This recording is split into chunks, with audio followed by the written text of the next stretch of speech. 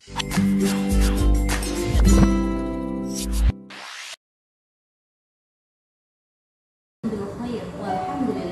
Hal tasun. Alhamdulillah.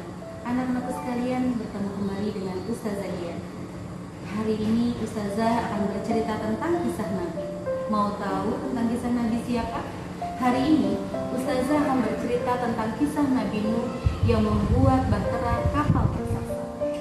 Cerita Nabi Nuh ini terdapat dalam Al-Quran surah Al-A'raf ayat 59 sampai dengan 60. Yuk sama-sama kita saksikan cerita kisah Nabi Nuh. Selamat menyaksikan.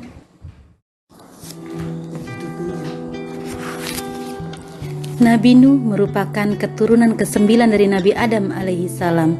Pada masa itu setiap manusia memiliki usia yang panjang. Nabi Nuh diangkat oleh Allah menjadi nabi dan rasul pada usia 480 tahun. Sepanjang usianya tersebut, Nabi Nuh terus berdakwah dan mengajak kaumnya tanpa kenal lelah. Meskipun Nabi Nuh telah berdakwah dalam jangka waktu yang lama, namun hanya dari kalangan orang-orang miskin yang mau mendengarkan beliau. Hal ini mengakibatkan kaum Nabi Nuh yang merupakan orang terpandang dan kaya raya tidak mau mengikuti ajaran Nabi Nuh. Karena mereka tidak sudi berdekatan dengan orang-orang rendahan, mereka menganggap bahwa derajat mereka lebih tinggi daripada Nabi Nuh dan para pengikutnya.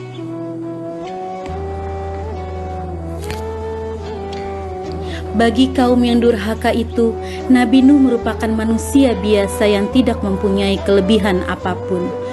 Alasan itulah yang mereka gunakan untuk tidak mentaati ajaran yang dibawa Nabi Nuh.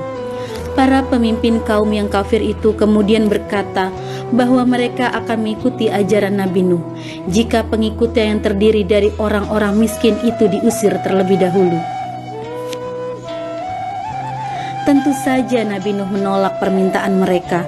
Penolakan itu membuat para pemimpin kaum yang kafir merasa kesal, kemudian menantang Nabi Nuh. Jika memang kedurhakaan mereka kepada Allah akan mendatangkan azab yang besar, maka mereka meminta Nabi Nuh untuk segera mendatangkan azab yang besar tersebut.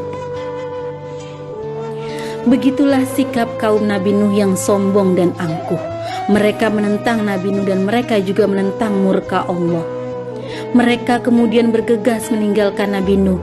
Sebagian dari mereka bahkan berteriak dan mengejek Nabi Nuh sebagai orang gila yang tidak tahu diri. Dengan demikian Nabi Nuh yang durhaka itu tetap melakukan penyembahan terhadap berhala dan tidak memperdulikan ajakan Nabi Nuh untuk bertaubat. Mereka menyembah patung-patung yang mereka anggap sebagai Tuhan karena sesuai dengan ajaran leluhur mereka sejak dahulu. Allah kemudian memberikan petunjuk kepada Nabi Nuh agar membangun bahtera kapal yang besar di puncak bukit. Meskipun dikerjakan bersama dengan para pengikutnya, ternyata pembuatan kapal tersebut memakan waktu yang lama.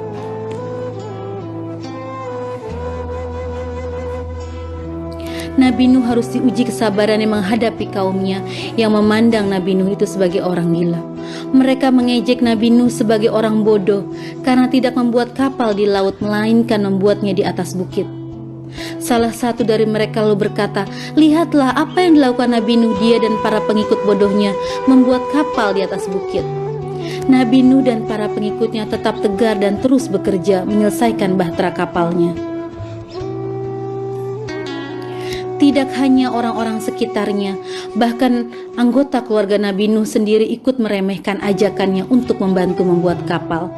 Istri Nabi Nuh dan seorang anak laki-lakinya yang bernama Kan'an terpengaruh keadaan dan menjadi durhaka kepada Allah dan Nabi Nuh. Dengan bimbingan Allah, Nabi Nuh dan para pengikutnya telah menyelesaikan pembuatan bahtera kapal tersebut.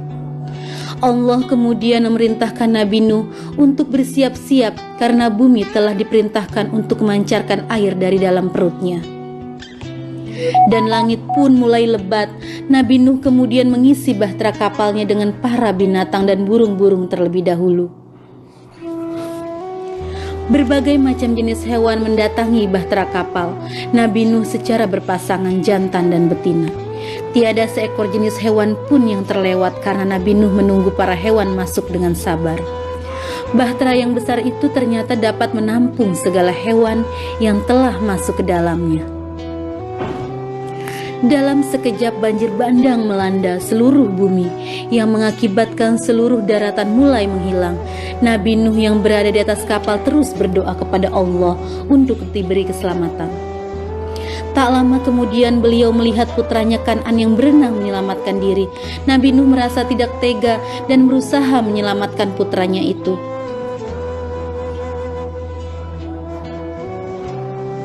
Namun Kan'an ternyata masih keras kepala. Ia malah berenang menuju daratan yang tersisa karena berpikir mungkin ia akan selamat. Namun Allah berkehendak lain, ombak besar datang ke arah Kan'an. Ia pun akhirnya tergulung ombak. Tak lama setelah seluruh kaum Nabi Nuh yang durhaka tenggelam, banjir pun mulai surut. Nabi Nuh bersama para pengikutnya dan hewan-hewan yang berada di dalam kapal mulai keluar perlahan-lahan dan mulai membangun tempat tinggal mereka yang baru. Demikianlah kisah Nabi Nuh alaihi salam dalam membuat bahtera kapal raksasa. Semoga kisah ini bermanfaat bagi kita semua. Amin ya robbal alamin. Inilah cerita kisah Nabi Nuh alaihi salam yang menceritakan tentang membuat bahtera kapal raksasa.